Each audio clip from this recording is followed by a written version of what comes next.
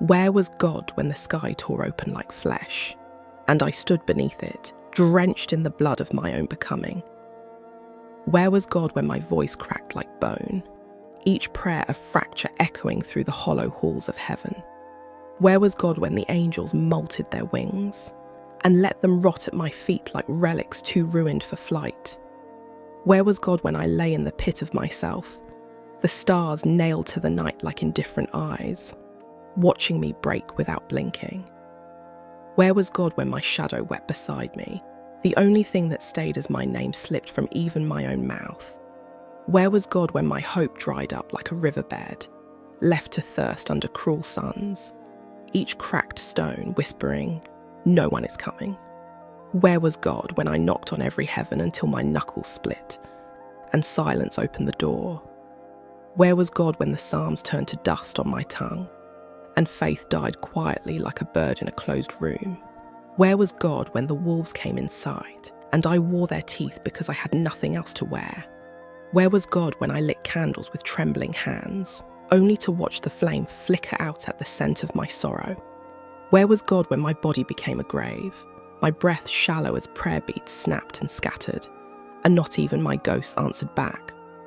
Where was God when I gave everything, and the sky gave nothing in return but cold and distance, and the ache of being unchosen? But where was I when heaven forgot me? I was in the dark, spitting blood and starlight, dragging myself from the mouth of despair with no map, no miracle, only will. I was the whisper under the ruin, the heat inside the ash, the thing that would not die no matter how many times it was left behind. I rose not clean, but scorched, not saved, but self-made. No angels wept, no gods sang, only my breath, steady and burning, in the place where faith had fled. Now I walk where temples collapse. Now I speak, and the silence listens, because I am not the prayer, I am the answer. Behind the lines. This poem is a raw and powerful confrontation with abandonment, faith, and the brutal clarity that comes when the divine goes silent. It asks the question so many carry quietly. Where was God when everything fell apart? When the sky broke, when the prayers ran dry? When all that was left was pain, absence, and the echo of your own voice?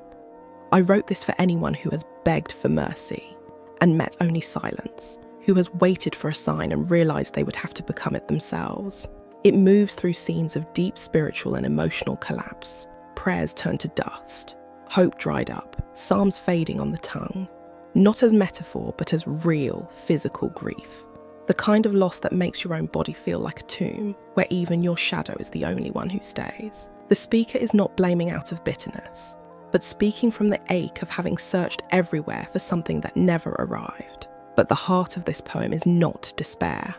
It is survival. It is the shift from looking upward for rescue to looking inward for strength.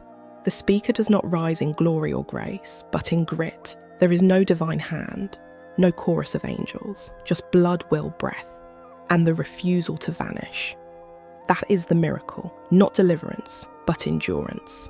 The final turn is a powerful reclaiming. The speaker is no longer the prayer waiting to be heard. They have become the answer, the presence, the power that they once pleaded for. This poem is for anyone who has felt abandoned by the beliefs they were raised with, who has clawed their way through darkness without a guide, and who has come out the other side not saved, but self-made. It is a declaration that even in the absence of answers, you can still become your own.